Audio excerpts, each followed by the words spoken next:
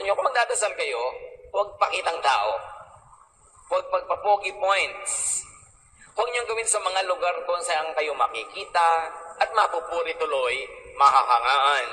Dahil yung paghanga na at papuri ng tao, ang premyo niyo, wala na kayong ibang asahan pa. Pagka ang papuri, ang kaluguran ng tao, ang inyong hinabol, pwedeng makuha niyo, pero hanggang doon na lang kayo, wala na kayong aasahan pa mula sa langit. So Jesus says, do not pray for show. Hindi sinabi huwag kayo magdadasal kahit kailan sa publiko, sa piling ng maraming tao, pero tiyakin nyo na hindi nyo ginagawa yon dahil lang nagpapasikat o kaya ay nagpapakita kayo. Do not pray to impress others. Do not pray to promote yourself or just to endear yourself to special people. Kaya kung minsan magtataka ka at marami nagtatanong, bakit po kahit sa Christianity, maraming favoritism na nangyayari? Pagka sikat ang tao, pagka mayaman, pag makapangyarihan, lagi pinagpe-pray. Nagkakagulo ang mga pastor, nagkakagulo ang mga leaders para ipag-pray yung membrong mayaman o kaya makapangyarihan. Pero pansinin dili, yung hindi naman ganong kaprominente. Because of the misuse of prayer for self-promotion, there could be an obsession to pray for the powerful, the popular, the rich, the beautiful. Laging ipag-pray ang presidente. Hindi masama, pero gano'ng karami yung umapapel sa kanilang pagpe-pray.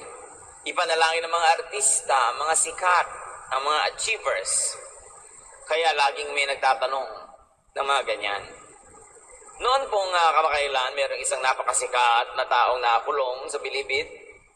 Lahat na yata ng kongregasyon gusto magpunta doon para siya ipag-pray. At minsan ako'y dumalaw dahil personally naman ay kaibigan natin ng pamilya. Sabi nung isang spiritual worker doon sa loob ng Bilibid na tumanda na siya sa paglilingkod doon sa mga bilanggo. Sabi, nagkakagulo ngayon dito dahil lahat gustong ipanalangin si ganito. Lahat gusto puntahan siya para Bible studyhin. Pero hindi naman nila pinapansin yung iba. Yan ang tinutukoy ng Panginoong Jesus.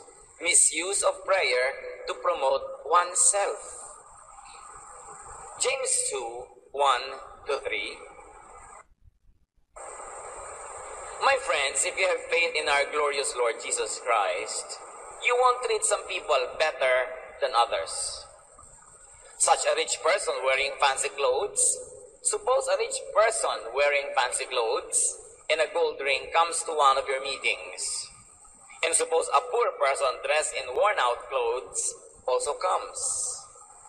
You must not give the best seat to the one in fancy clothes and tell the one who is poor to stand at the side or sit on the floor.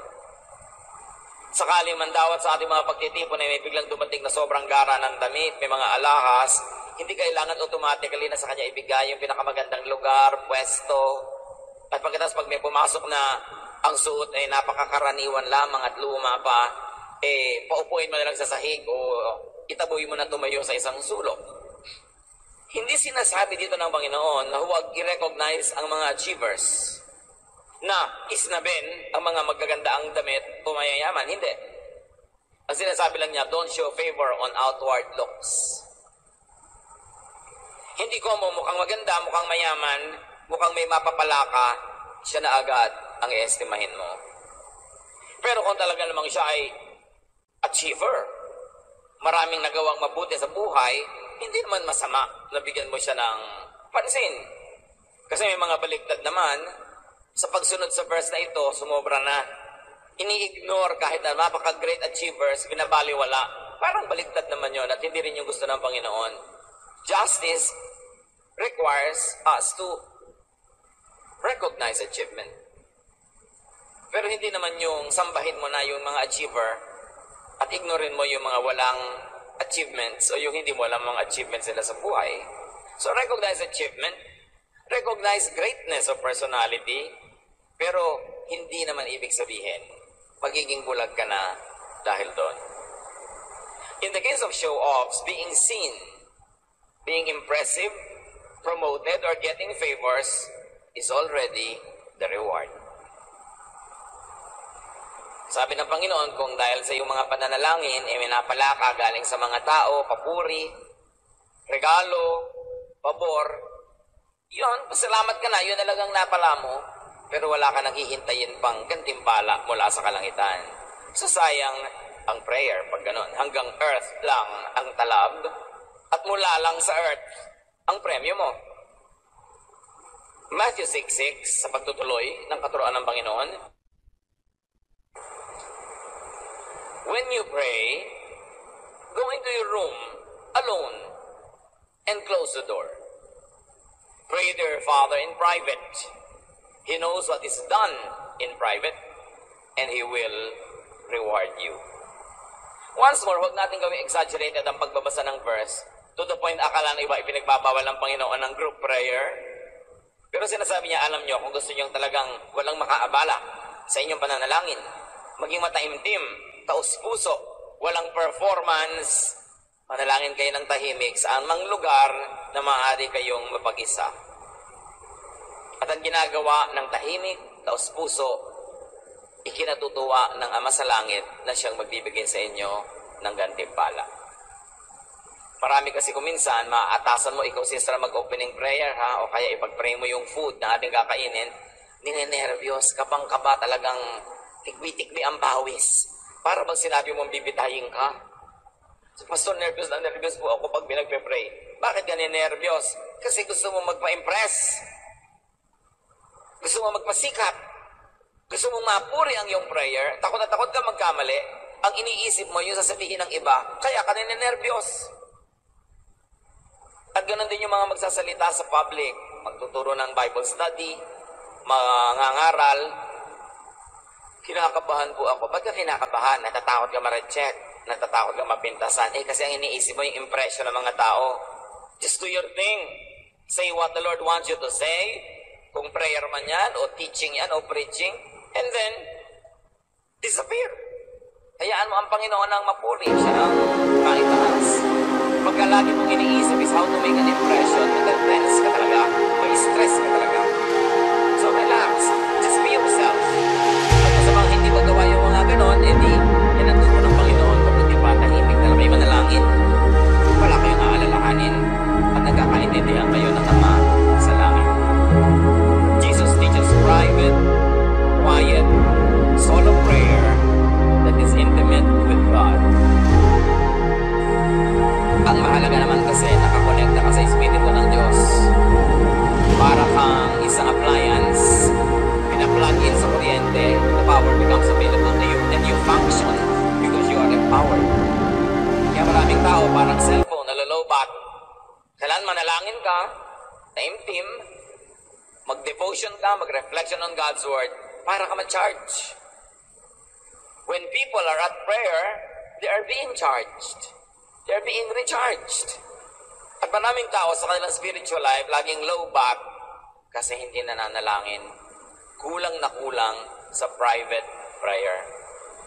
Ang mga masipag manalangin ay yung bagong-bagong mananampalataya o yung may sakit o may mga pangangailangan o mag-e-exam, yung nangangailangan ng pabor sa Diyos. Mahalaga na makadevelop tayo ng prayerful life na kahit hindi tayo nangangailangan, nagpe-pray.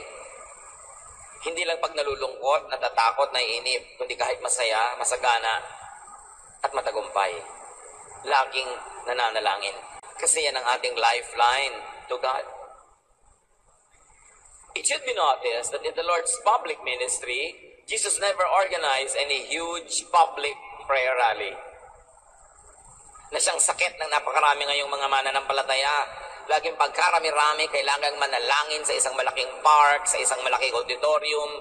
Nakutakot-takot ang paghahanda, ang preparasyon, ang tensyon, ang stress, ang gastos. At pagkatapos, pag nandun na ang marami mga kongregasyon, sampahan lahat ng pastor sa entablado, pakapaan ng panalangin, padamihan ang sinasabi, kahit paulit-ulit. Yung nasabi na ni Pastor Juan, sasabihin pa ni 2, ni 3, ni 4, hanggang dumugo na ang tenga ng lahat ng nakikinig at mag-uwian ng lahat ng pagod, walang na-bless. Kaya siguro hindi nag-organize ang Panginoon ng ganyang malalaki mga prayer rally. Samantalang kaya naman niyang gawin. Sabi niya, manalangin kayo mag-isa para hindi masyado nakakapagod, walang masyadong production cost, at mas maganda pa ang bunga. Kumisan kasi yung mga tinatawag na prayer rally, nagiging political rally lang naman. Mga prayer rally na nagiging public event para may mga sumikat na kung sino man na magsasampahan sa entablado na yon. O kaya, kunwari, ang mga iba't ibang relihiyon magpapatawag ng prayer rally, but they are just showing muscle strength. Ipinapakita nila sa bansa, lalo sa mga politiko, na meron silang voting power, kaya kailangan palabasin ang lahat para manalangin. Pero para yon magpakita ang gilas, para sila suyuin ng mga politiko, habul-habulin ang kanilang mga boto, prayer could be so misused that there could be a prostitution of public prayer. Kaya dapat inusuri ang mga ganyang bagay.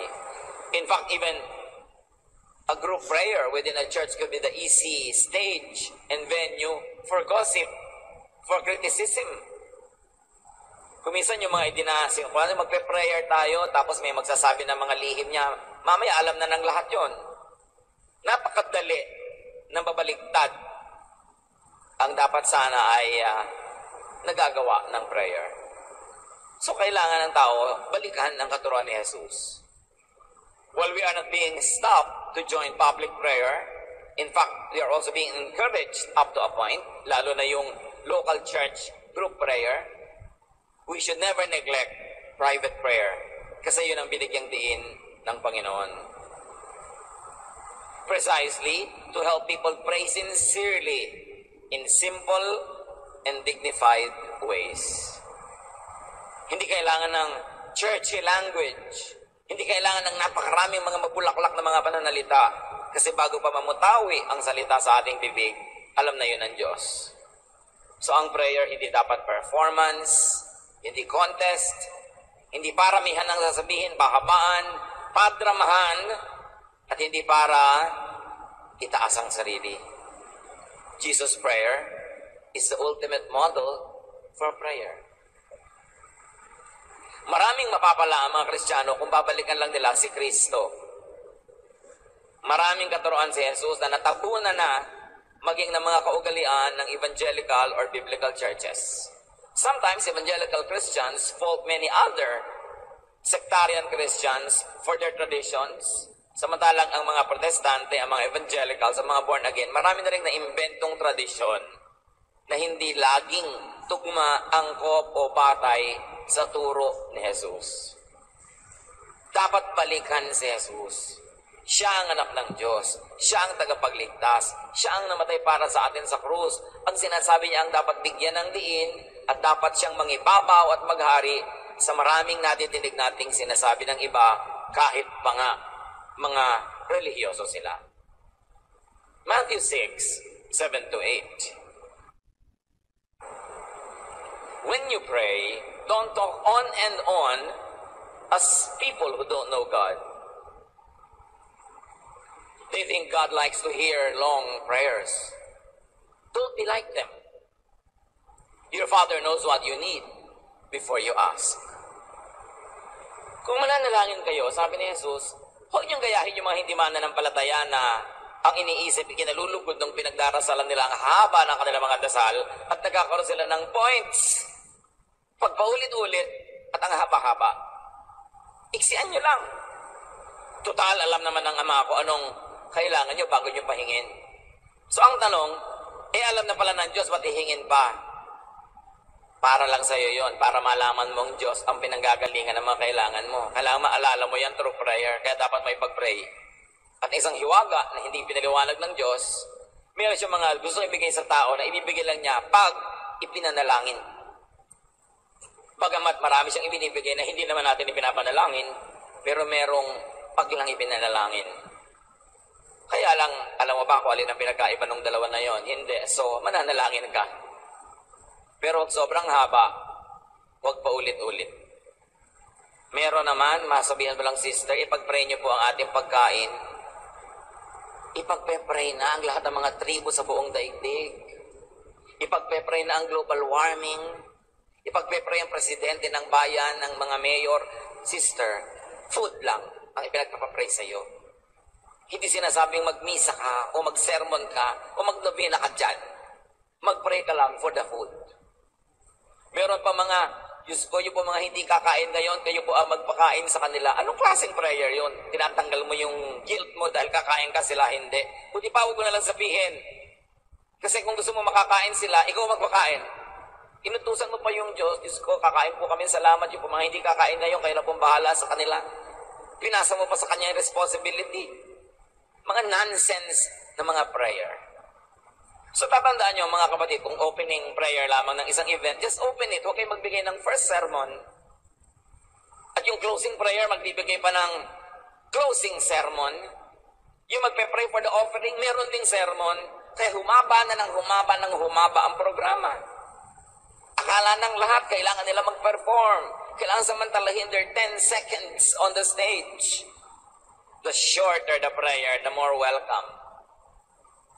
Dapat lang may sense and to the point. No needless repetition. And definitely no repetition for points. Hindi nadadaan ng Diyos sa ganon. No repetition for mileage. Kaya nakakadala na umattend ng mga evangelical or Christian events. Most of the time nakakadala. Kasi doble ng dapat sanang kailangan lang na haba. Pero lahat ng umakit sa entablado hindi maawat.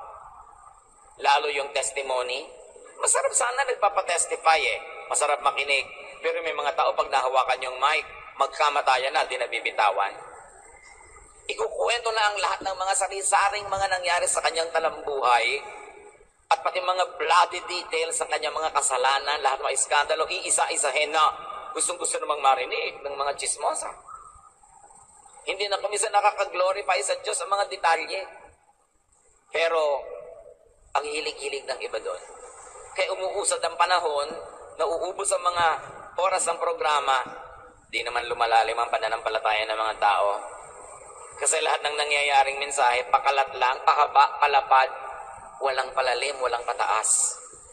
Kaya tuloy, ang tagal-tagal mo para kang tigang. After 6 months of attending a usual Bible-based church, parang narinig mo na lahat. After that, everything is just a repetition. Paulit-ulit na lang. Walang lalim, walang taas. Kaya ang mga tao naghahanap dito, lipat doon, lipat dyan. Kasi gutom ang mga espiritu. Mangyari, people are playing it too safe. There's too much control in what people can say or do. Kaya tuloy, nagiging matabang, malabnaw, maligamgam ang mga pagkain ng mga Kristiyano. Then, Jesus teaches us on the content of a good prayer. So sinabi na niya sa Matthew 6:9, you should pray like this. Our Father in heaven, help us to honor your name. Masarap binabasa, lalo itong mga ganitong formula, parts of the Bible, sa ibang version na hindi nyo nakasanayan because it becomes unfamiliar. Kasi yung sobrang familiar na, memoryado, wala nang talab, gasgas na.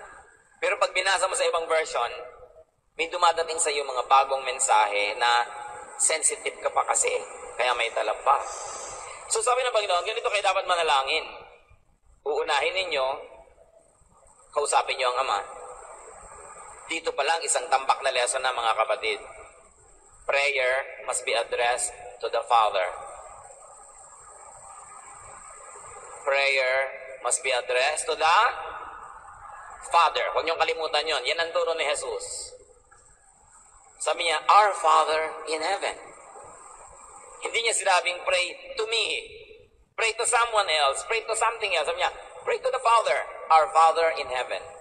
So itinuturo ni Jesus sa mga tao na tumingala sa langit, sa Ama sa langit at sa Kanya tumawag. At sabi niya, ang ipanalangin niyo, humingi kayo ng kalakasan na maparangalan ang pangalan ng Ama sa langit. So pray for God's help so you could give Him honor. So ang una pala na object ng prayer is to give honor to God. At pag nagpe-pray ka nito, nare-review mo, am I honoring God with my life? Maraming function. Hindi lang sasabihin mong, hallowed be thy name. Tapos na, paalala pala yun na you must hallow God's name, you must honor God's name. So nagdadasal ka pa lang nito, kahit naging formula prayer ito, may ibang talab may naaalala kang mga pananagutan mo bilang mananampalataya. Pray for God's help so you could dignify what it means to believe in Him. So ang isang magandang requirement ng prayer is, are you honoring God's name with your life? And if you are honoring God's name with your life, kahit hindi mo mutawi sa labi mo yung hallowed be thy name, actually nagdarasal ka. So may pagdarasal ng bibig at may pagdarasal ng lifestyle. Pag sinabi niyo, but sister, hindi ka dasal ng dasal. I'm honoring God with my lifestyle. Yan ang first line ng prayer. So kahit hindi sabihin ng bibig ko yan, yan ang ginagawa ng buhay ko. Hindi ba yan prayer sa mas mataas na level? Kesa sa ang buhay mo, hindi mo ino-honor ng Diyos, as dasal ka ng dasal dyan. Kinokontra ng sinasabi ng bibig mo, yung tunay na ginagawa ng buhay mo. So, hati. Magkabangga ang dalawa mong ginagawa, walang mararating. So, isang paalala yun ng Panginoon. Huwag kayong dasal ng dasal nang hindi nyo naman ino-honor ang pangalan ng Panginoon. Hindi nyo dinadagdagan ng karangalan dahil sa inyong mga pamumuhay, sa inyong mga kagawain. At kung yan ay ginagawa nyo na, nagdarasal kayo actually. Yun yung pray without ceasing. Paano ka pwede mag-pray ng walang himpay kung yung buong lifestyle mo is a prayer in action, not just prayer through words? So yung nanahimik ka, nagdasal ka, Our Father who art in heaven, hallowed be thy name, blah, blah, blah, blah, blah, amen. Baka akala mo nagdasal ka na nun. Yun ang formula na dapat mong alalahanin kung paano ka mamumuhay so that your prayer will be lifelong and that your life will be a prayer. So, sabi niya sa Matthew 6:10, come and set up your kingdom so that everyone on earth will obey you as you are obeyed in heaven.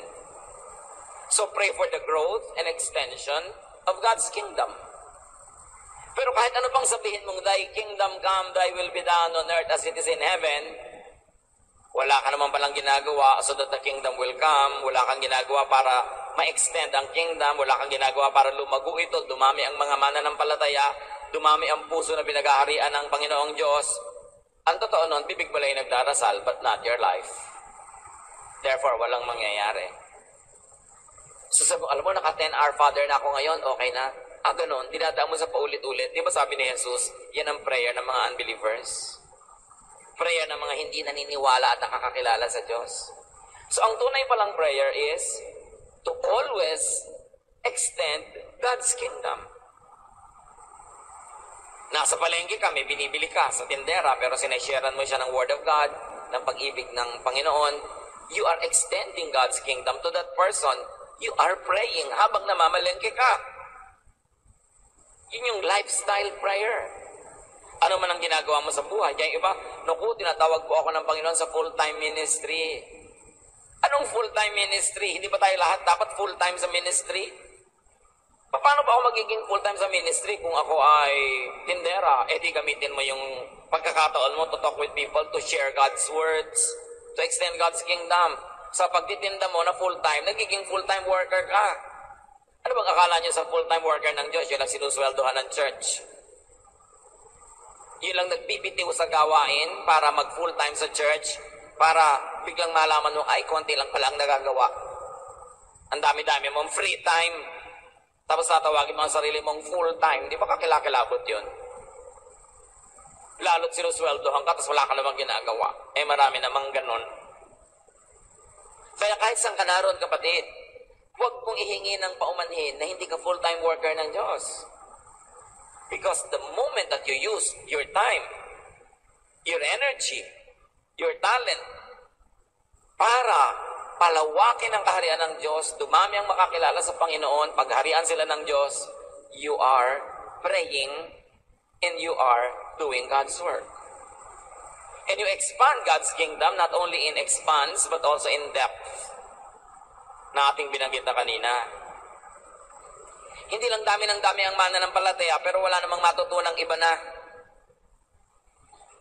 Dumami ang member na isang church pero yung mga tao wala namang kaalam-alam, wala kamuang-muang. Pag natanong sila ng mga baligtadang mga katuruan, napakadali nilang lituhin. Napakadali nilang dalhin kung saan-saan kasi hindi matibay ang ugat. Walang katuruan. So to expand God's kingdom is also to give God's people a lot of opportunity to learn, to teach, and to be taught deeper things, higher things. Napakalaki ng God's kingdom, hindi mo pwedeng malaman lahat in 6 months. At pag nalaman mo yung basic, alam mo, nagbasa ka ng, nalalaman mo ng A, yung B, yung C, akala mo, alam mo na, no.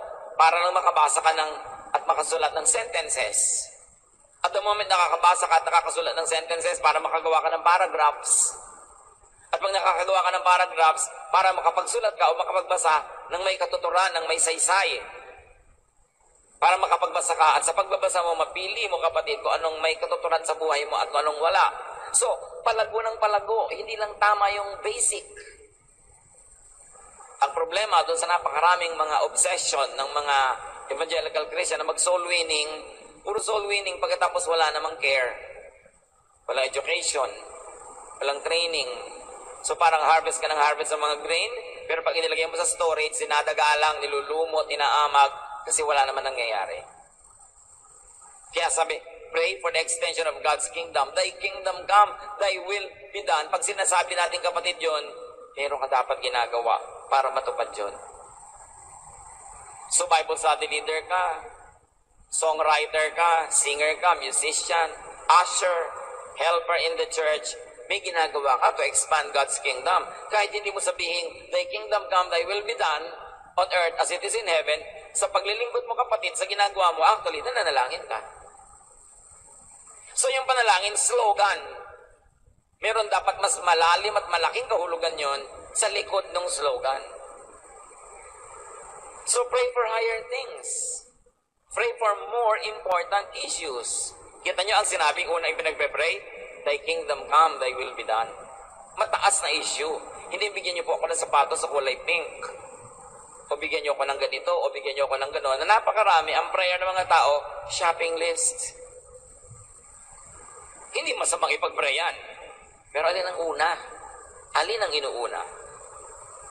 Don't waste too much time worrying and praying for earthly, material, and basic needs. Why not? Sabi sa Matthew 6:31-33, don't worry and ask yourselves, will we have anything to eat? Will we have anything to drink? Will we have any clothes to wear? Only people who don't know God are always worrying about such things. Your Father in heaven knows that you need all of this. But more than anything else, put God's work first and do what He wants. Then the other things will be yours as well. Pinakakalinaw-linaw ng Panginoong Jesus, only people who don't know God worry excessively. Bakit hindi magwo-worry dapat ang nakakakilala sa Diyos tungkol sa pagkain, sa inumin, sa isusuot, which actually we will observe as very basic needs, na reasonable naman na yan ay isipin at pagkukulan ng pansin. May malalim na mga ideya, mga kapatid. Sabi niya, only those who don't know God worry about this. Why? Or why not? Because people who know God will obey God. And one of God's important teachings is to work. Work 6 days a week, and on the 7th, you may rest. Ang sinasabi, plant so that you will harvest. Do good so that good things will happen to you. So pag kilala mo ang Diyos, sinusunod mo ang Diyos, magtatrabaho ka. Liban nila kay sobrang bata, sobrang tanda o may sakit na kailangan mo ng tulong ng iba para magkaroon ka ng basic na pagkain, inumin, mga gamot, etc., etc., isusuot. Pero ang taong nakakakilala sa Diyos, productive. Ang taong nakakakilala at sumusunod sa Diyos, naghahanap buhay ng higit at lampas sa kanyang pangangailangan. Therefore, he will not worry about the basic needs. Dahil, tinatrabaho naman niya eh. Tinrabaho niya nun, kaya sabi sa Bible, yung babaeng masipag, she can laugh at the days to come. She is not worried about the future. She is not worried about what she will wear or eat or drink. Hindi dahil nananampalataya siyang nakatunganga, nagdadasal araw-araw na walang ginagawa, kundi dahil sa pananampalataya niya, masipag siya. At dahil masipag siya, kikitain niya ang kailangan niya. Therefore, ang nakakakilala sa Diyos, hindi dapat nag-aalala. Marami kasing maling application ito eh. Yung mga mananampalatayang, uy, ba't di ka nagtatrabaho? God will provide. Paano lalaglag mula sa langit ang gamot na kailangan mo? Paano lalaglag mula sa langit ang pambayad mo ng kuryente at tubig at pambili mo ng load? But I believe in God. God will provide. Maling gamit ng belief, ng faith. Kasi paano by faith ako eh? Anong by faith? Wala akong trabaho. Yun ang faith sa'yo. Hindi ba sinasabi, faith if it has no works is dead? Ibig sabihin, if you have faith, you work. And if you have faith, you will not worry because you work anyway. Yun yun. Hindi yung nananampalataya ka, tapos tatamad-tamad ka. Nananampalataya ako, aasa ako sa iba. God will provide. Tapos nakikita mo, hindi naman dumarating yung provision. Nagungutang din. Nangihingi, namamalimos. Tapos have faith. Ang dami-daming, alam mo, tinatawag ka ni Lord sa ministry. Pero paano po ang support ko? Have faith. Paano po faith yun? Ang dami-daming pastor na nagugutom. Tapos sasabihin niyo sa akin, faith. Diba? Dahil hindi nyo nilalagyan ng kaukulang trabaho, kaukulang practical application, yung ibig sabihin ng faith. So kasi yung iba sa faith is, basta naniniwala ako, magmamagic ang Diyos. It doesn't work that way. Hindi nyo pa ba yun na-obserbahan hanggang ngayon? That it doesn't work that way. So, and you shall reap. Plant, and you will harvest. At sabi ni Paul, if anyone does not work, he should not eat. Yun ang bunga ng kanyang katamaran, magutom siya. Kaya iba, hindi talaga nagtatrabaho, tapos sabi niya, alam mo talaga the Lord provides. Yan ang tawag mo sa provision ng Lord. Yung dinidilihensya mo, binabakal mo. Sa mga kaibigan mo, kakilala mo, naghihirap para ikaw nakatunga nga dyan, nasasabi mo, glory to God. Distorted na pananampalataya yan. Maling turo yan. Pero sinasabi nga ni Jesus, only people who don't know God will worry excessively. They have to worry. Because they are not doing the right thing, therefore wrong things will happen to them.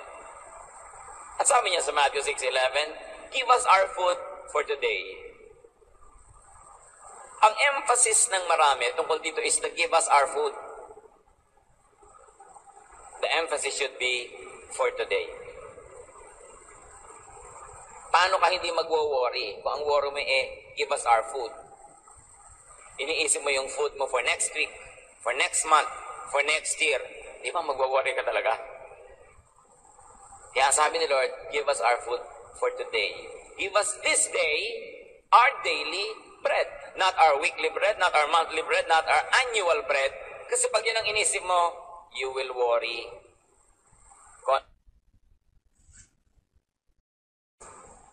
Kaya sabi ni Lord, give us our food for today. Give us this day our daily bread. Not our weekly bread, not our monthly bread, not our annual bread. Kasi pag yun ang inisip mo, you will worry. Konting tao lang naman ang may pera na nakatabi na sa kanya yung pambili niya ng bread next month Maraming tao, isang kahig, isang tuka. Isang araw ng sweldo, isang bili ng makakain.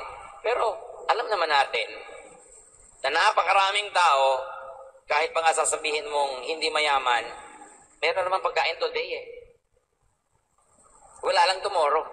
Minsan. Kaya sinabi ni Lord, give us our bread today. So if you have your bread for today, manahimik ka. Have faith. At ano yung faith na yon? Work para meron ka uling bread bukas. Huwag mong isipin yung bukas dahil ngayon lang ang ngayon. At pag naging gano'n ang mentality mo, hindi ka magwo-worry needlessly. Hindi sinasabing huwag ka mag-save o huwag kang maghanda para bukas. Yun lang ang dapat mong gawin para pagdating ng bukas, huwag kang matakot huwag kang mag-alala. But don't worry. Ang atupagin mo, sumunod ka sa kalooban ng Diyos. Ano yung kalooban ng Diyos? Magtrabaho ka. Be productive. At isa pa rin tinuturo dito mga kapatid, pray for basic and simple needs. Simple things that we need to survive. Hindi sinabing, give us today our daily bread, and give me my earrings, give me my brand new stiletto heels, give me a new car, give me this, give me that. Para mga luho na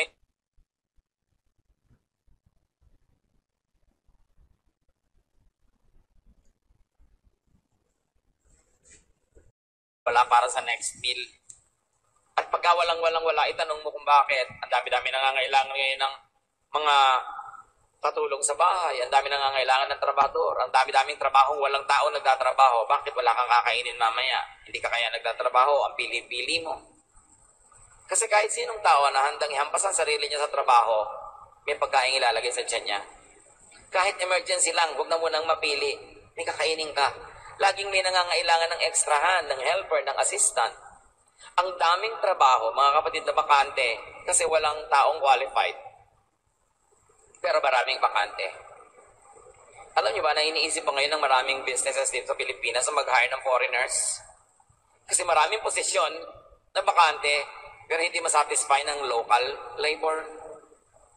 So, magsabing walang trabaho. Ang tanong lang anong ginawa mo para ihanda mo ang sarili mo para magkatrabaho ka? Para may makain ka? At kahit sa mga, halimbawa talagang inaalat ka sa buhay, wala ka makuhang trabaho, pero kung masipag ka, willing ka na manulungan sa mga tao, meron at merong magpapakain sa'yo. Pagkain lang nga. Drink, food, and clothes. Walang load. Hindi kasama sa usapan yung load. No? Eh, di ba yan ang laging hinihingi ngayon ng mga tambay? Load. Mami, pahingin pang load. Yung meron ka bang pang load dyan, pass a load naman sa akin. Bakit wala ka pala pang load? Text ka ng text. Manahimik ka. Mag-mental telepathy ka kung wala kang pang load. Why spend something you never earn? You know, do not desire what you do not deserve. Para simple ang buhay. And then do not make a wish list or a shopping list the whole focus of your prayer. Hindi yun ang prayer na itinuro ng Panginoon. Ito pang tinuro niya, Matthew 6:12, forgive us for wrongdoing as we forgive others. Ang gandang content ng prayer. Patawarin niyo po ako sa aking mga kasalanan sa paraan na nagpapatawad ako sa kasalanan ng iba sa akin. Meron agad content Hindi ka lang humihingi ng tawad. Pinapaalalahanan ka ni Jesus na kaya ka lang nakakahingi ng tawad kasi mabait ang Diyos. Therefore, dapat mabait ka rin sa iba at huwag kang humingi ng tawad na hindi ka naman nagpapatawad sa iba. Why ask from God what you do not want to give to others? So anong kakambal na teaching nito bukod sa forgive us our debt as we forgive our debtors? Ang dali-daling sabihin, lagi mong isipin kapatid, maging mapagpatawad ka. Kasi nabubuhay ka lang, natakatayo ka lang dahil pinapatawad ka rin ng Diyos. Do not burn the bridge through which you too must pass. And if you don't forgive others, God won't forgive you. You get only what you give away. So you give away love, so you get love. You forgive, so you get forgiven. Pray for forgiveness and the consciousness to be forgiving.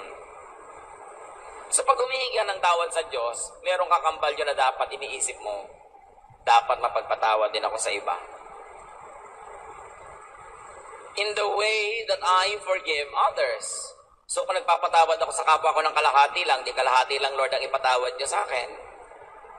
Pag may deadline ng mga pagkukulang sa akin ng mga tao, bigyan niyo rin po ako ng deadline. Pag sinasabi ko sa kapatid kong pangatlong beses mo na akong ginanyan, tama na. Sabihin niyo rin po sa akin, Lord, pangatlong beses ka na, nagkakasala ng ganyan, tama na. Bigla ka mako-conscious kapatid. Not to be self-righteous, not to be judgmental, not to condemn people, because with the same judgment and condemnation, you will judge and condemn yourself. Walang pwedeng tumura sa langit na hindi sa mukha niya maglalanding ang kanyang ura. Walang pwedeng tumikis sa mga katuroang ito na hindi magbabayad ng mahal. So habang nagdarasal ka, marami kang naaalala. Hindi sapat na mamutawi sa iyong labi yung mga dasal. Tas akala mo, nagdasal ka na nga, amen, tuloy ka na uli sa dati mong buhay. Hindi ka nagdasal noon. Yun ang panalangin ng mga taong, sabi ni Jesus, ay hindi nakakakilala sa Diyos. Akala nila nagdasal sila. Nag-recite lang pala sila ng isang memorized something. Matthew 6:13, keep us from being tempted and protect us from evil. So pray for consciousness against temptation. Pag lagi kang nag-iingat sa temptation, nagdarasal ka na nun. Kasi yun ang bunga ng dasal to be conscious of temptation. Pray for protection from evil. When you stay away from evil, you are praying, actually. And when you don't do evil to others, and you protect them from evil, you are even doing a greater prayer. Kahit hindi mo sabihing, lead us not into temptation and deliver us from evil. Pag yung buhay mo, gano'n ang ginagawa, yun ang tunay at magandang prayer. Isa pang paalala ng prayer ni Jesus, review the whole issue of temptation. Marami kasing mananampalataya na bubuhay sa needless guilt. Akala kasi natin lahat na lang ng bagay, temptation. Nakokondisyon tayo kuminsan ng church, ng religious leaders, ng religious opinions, na pati hindi naman temptation, tawaging temptation. Kaya tuloy, lagi na lang tayong guilty, nakukulong tayo, lumilit ang mundo natin, kumukunti ang nagagawa natin sa buhay. Hindi naman pala Diyos ang humihingi nun. Religious leaders lang. So para makapanalangin ng tama, makapamuhay ng masagana, malaya, mga kapatid, reviewin nyo rin kung ano ang ikinoconsider nyo yung temptation. Kasi baka naman sa tingin ng Diyos, hindi temptation yon. Na-condition ka na lang na maging guilty at yung nag-e-enjoy. Na-condition ka na lang na mag-guilty pag masarap ang buhay mo o pagka nakukuha mo yung gusto mo. Tapos, nababawasan ko yung ligaya mo. Samantala, ang sabi ng Panginoon, I came that you might have life and have it abundantly. Review what you consider to be wrong. Because what the churches, what religious people, leaders teach to be wrong are not always wrong. Minsan opinion lang nila, paminsan conservative lang talaga sila. O yun lang ang natutunan nila sa buhay, wala nang iba, kaya akala nila yun na lang ang katotohanan. Review, kasi ang nakataya mga kapatid, ang pang-araw-araw niyong buhay, ang pang-araw-araw niyong kapakanan o kasiyahan, na hindi naman gusto ng Panginoon na limitahan. Hindi madamot ang Diyos. Dapat nire-review din natin, baka naman marami tayong pinapasa na hindi naman dapat pasanin. Maraming ipinagbabawal sa sarili at sa kapwa na hindi naman Diyos ang nagbabawal. Set you free from needless religious burdens. Jesus sets free. And if the Son sets you free, you are free indeed. Not free to do wrong, but free to do anything that is not wrong. May nagtatanong pa, pwede po ba, talaga ito exaggerated na, pwede po ba magluto ng adobo? Di ba wala naman sa Bible yung adobo? Hindi ka rin pwede magpaksiw kasi walang verse. Hindi pwedeng lahat ng gagawin mo sa buhay may verse na kakambal. Kasi yung mga verses na yan, libong taon na namutawi sa labi ng mga nagtuturo sa malayong bayan, sa malayong kultura, sa malayong panahon. Hindi niya naisip yung pwede ka mag-text. So hindi ka pwede mag-text dahil walang verse na pwede ka mag-text. Meron pa nagsabi nun, alam nyo, ayoko umattend sa church na yon. Bakit? Kasi yung pangalan nilang church nila wala sa Bible. Kailangan talaga nasa Bible yung pangalan. Kaya may nakita akong church sa North Sagaray, Bulacan. Nagdadrive ako, napapreno ako tumatras talaga. Dahil ang pangalan ng church, in the name of Jesus, we rebuke you, Satan, Christian Fellowship. Biblical talaga. Automatic kaya na pag gano'n ang pangalan ng church, ba na lahat na nasa loob? Wala naman sa gano'n yun, di ba? So dapat ang tao mo lumaya. Magamat hindi ko sinasabing hindi banal yung mararon. Sana, maganda nga yun. Pero, paghahanap kayo ng verse, sa bawat gagawin nyo, lilit ang mundo nyo. Kikitid ang utak nyo. Ito yung policy. You are free to do anything that Jesus does not prohibit. Yun yun. So, natin kung masabihin niya, huwag magpaksiw. Hindi, o di pwede. Sinabi pa niya, huwag mag-text. Hindi niya man sinabi, o di pwede. Sinabi ba niya, huwag kang mag-agaw ng mga asawa na may asawa? Yes, sinabi niya, hindi pwede. Sinabi ba niya, huwag kang magsinungaling? Yes, sinabi niya, so huwag. Pero marami namang hindi ibinawal. Huwag mong hanapan ng support para mo lang magawa. Pag hindi takas ang ipinagbawal, hindi bawal. Ni Jesus, Kasi maraming tao mas mahigpit kay Jesus. Choice nyo rin kung gusto nyo sumunod sa kanila, pero bahala kayong lumit ang mundo nyo, lumit ang utak nyo.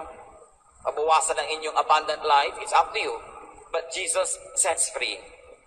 At salamat na lang, siya ang Savior. Siya ang Son of God. Kaya siya ang dapat masunod. Don't be burdened with religious issues that Jesus did not raise. Huwag niyong gawing problema ang hindi naman pinoblema ni Jesus. Huwag niyong malakihin ang hindi naman niya binanggit.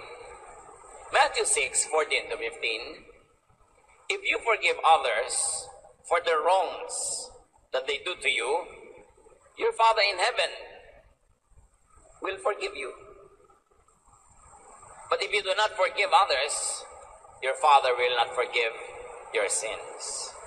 So nakita natin yung golden rule. Magpatawad ka, paano ka patawarin? Paano po kung lagi ako nagkukulang, patatawarin kaya ako ng Diyos? Lagi ka ba nagpapatawad sa nagkukulang sa'yo? Opo, di papatawarin ka, inasabi ni Jesus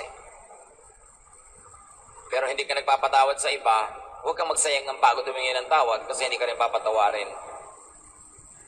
Remember the golden rule. Turo yan ng Panginoon. Do to others what you would like them do to you. Then remember your responsibility to make things work. May pananagutan ka sa iyong kapwa.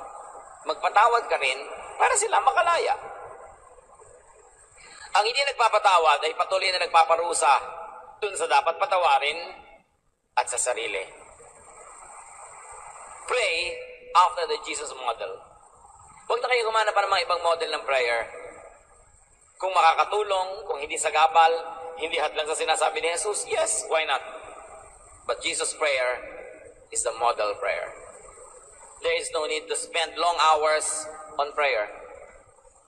Kung taos puso, mas maiksi, mas mainam. Focus on the Jesus teaching, on the Jesus model. Stay simple, be brief, so that you will have time and energy to use in obeying God, in action, in doing good. And remember this one thing, mga kapatid, ang pag-uusal ng panalangin ay hindi panalangin kung walang katumbas sa tunay na buhay natin. Habang sinasabi ng bibig, dapat ginagawa ng katawan para maging tunay na prayer. Panginoon naming Diyos, salamat simple ang mga katotohanan. Simple rin ang panalangin. Simple ang kaligtasan. Simple ang daan para sa inyo. Turuan nyo kami na alisin sa aming isip yung mga nagkahadlang, mga tinik, mga sapot, mga sagabal. Palinawin yung isip namin para madali kami makasunod sa inyo, Panginoon. At nawa ang aming prayer life maging parallel, katugma, katumbas ng aming actual lives. Na kahit hindi kami nag-uusal ng panalangin, sa gawa namin, panalangin na. Teach us to have a prayerful lifestyle. Pagbulay-bulayan pa natin mga kapatid ang personal na application nito sa ating mga buhay at nawa ang lahat makapanalangin ng may kapangyarihan.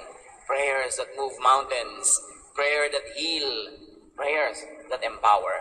Lord, teach us to apply these things in each of our lives.